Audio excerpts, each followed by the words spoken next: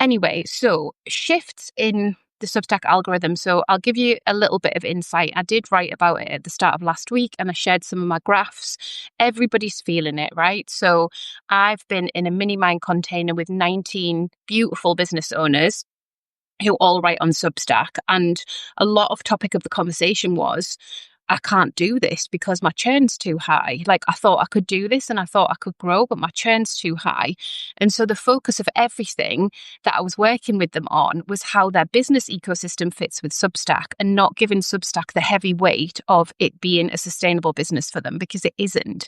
You need such high numbers for Substack to pay you a living wage. Like you just do. You have to treat it as low ticket. So if you have paid subscriptions turned on and your churn has been higher than your growth, then obviously that doesn't feel great. And we might have periods of that, but we're going to see more of that. We're going to see that feel more difficult to convert people.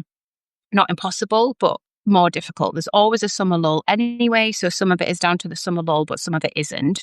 So I'll talk through that in more detail on the members call on Thursday.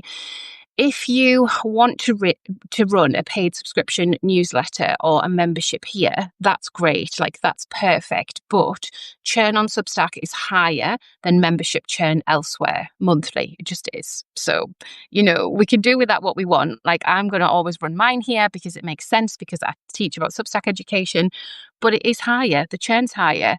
There's lots of shiny things for people to pay for, and they're in the ecosystem of seeing them all the time. There's lots of people saying, come and do this thing over here, or come and do this over here, or, and then like you might get a little bit sort of, a bit of FOMO, when you see the comments on something be really busy in someone's community. Like, so that is what we're battling against. So part of that and the responsibility on us is helping people to understand what their capacity is with subscriptions. So I'll just openly talk about that. Like I know my own capacity, but I figured it out the hard way. Like I had too many subscriptions.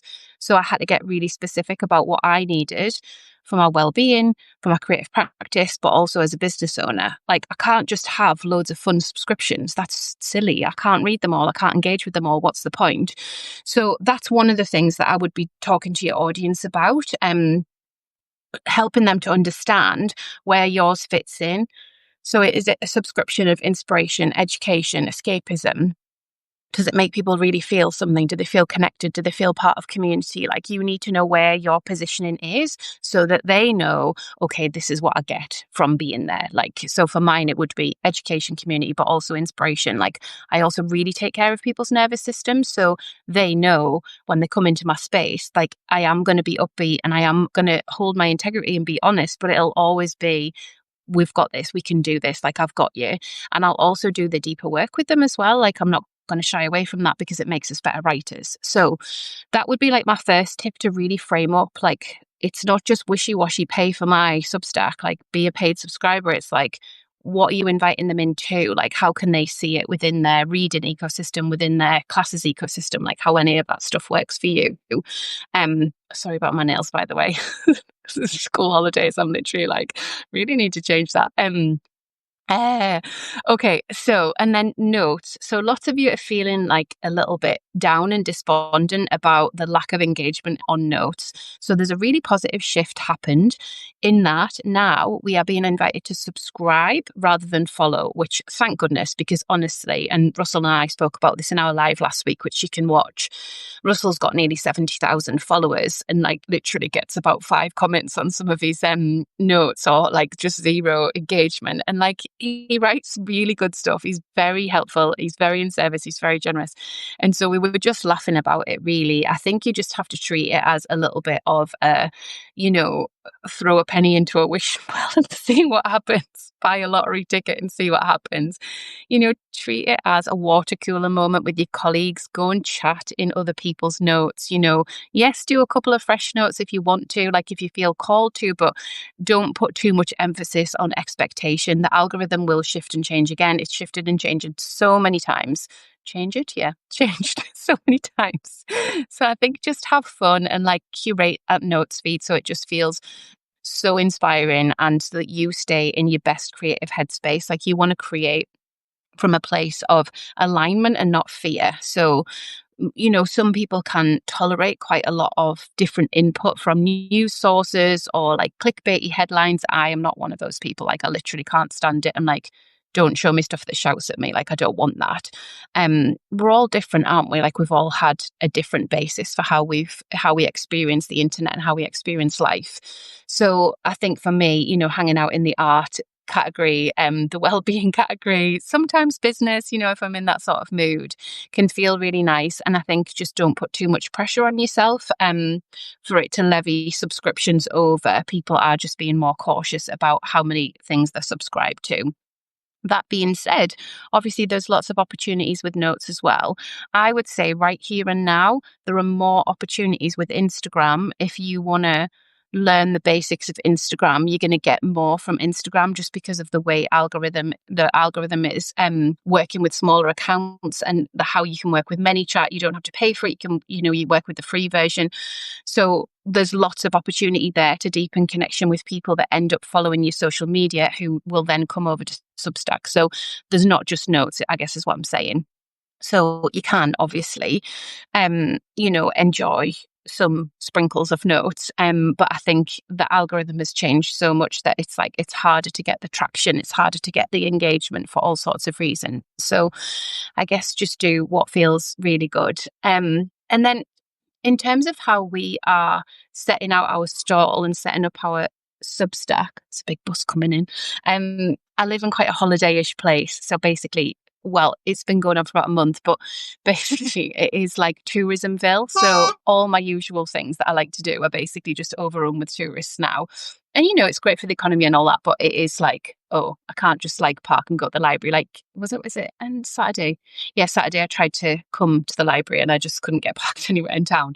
Anyway, I'm parked now. What was I saying? Oh, yeah, setting out your Substack stall. So when you set out your publication stall, your Substack homepage, the place people land, you want to be as inviting as possible. So I've written about this at length and about the ways that I do this and encourage other people to do it. So when people land on that page, they feel like it is you are inviting them in and it's not just someone's personal blog. I mean, there's a couple of psychological things here because we do like to be voyeuristic. We do like to sort of like skulk and just like not engage. But the way that I teach it is that we want to be open and friendly, and we want to be saying like, you're welcome here, and have a start here, have an A to Z if it makes sense for you. You want people to understand what you're about and that things are current. So that's something that you can take control of. You want to also think about your welcome emails. So when people are receiving those welcome emails, you want to give them a reason to click in. So you might put in your footer, there'll be an ebook in your welcome email, or there'll be a free class, or I'm going to give you access to a paid for scenario.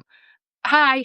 Do you get a ticket or just get? Oh no, it's one of these. You need to get one, so you can put it on. Yeah, you just put that on. I think it's 2 hours here. 2 hours. Yeah, I think it'll say on the sign. There we are. So if you need support with that, I have got resources over on Sparkle on Substack, and you can do your beautiful Substack magazine course if you want to. So that one will go through all the design elements and all the organization elements so that you can feel really proud of your Substack. So that's there. So if you want to take a course over summer, you can grab that one. But I'm going to wake my daughter up because it's quite warm in the car. But I hope that's helpful. Like, I feel very positive publishing here. I feel like I've had to, and I'm on Substack every single day. I do take weekends off now, but I have had to kind of curate my experience to keep that momentum and keep that positivity. So I want the same for you guys. If you want to come to the members call on Thursday and find out more about my Substack intel, I will share more. But basically, I've shared the overview, and I'm just going to be sharing some pragmatic things that will really help with growth as we experience this algorithm shift that has seen a dip in subscribers and a dip in paid subscriber churn. So come along to that. I know Sarah Faye's planning to write about it tomorrow as well. So if you are in her paid community, you'll get something tomorrow from Sarah Faye. She's awesome. Anything else, just beware of the clickbait, guys, because obviously we are overrun with marketeers who bypass your nervous system and make you want to click things and make you feel they're not good enough. And then you're scrabbling at straws, whichever one, scrabbling and clutching at straws, trying to find a way through.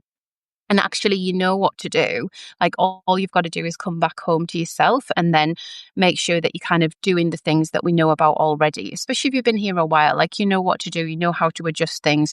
It's nervous system work, it's creative practice work, it's making sure that you stay tethered to people who are highly invested in this platform, like me, like Sarah Fay, like Russell, people who really want you to succeed and are spending hours and hours and hours experimenting, chatting with Substack, trying to get things, you know, sorted for you. And things are changing, things do change, you know, and that's okay. We can work with change. Okay, right. I'll go and crack on with my day.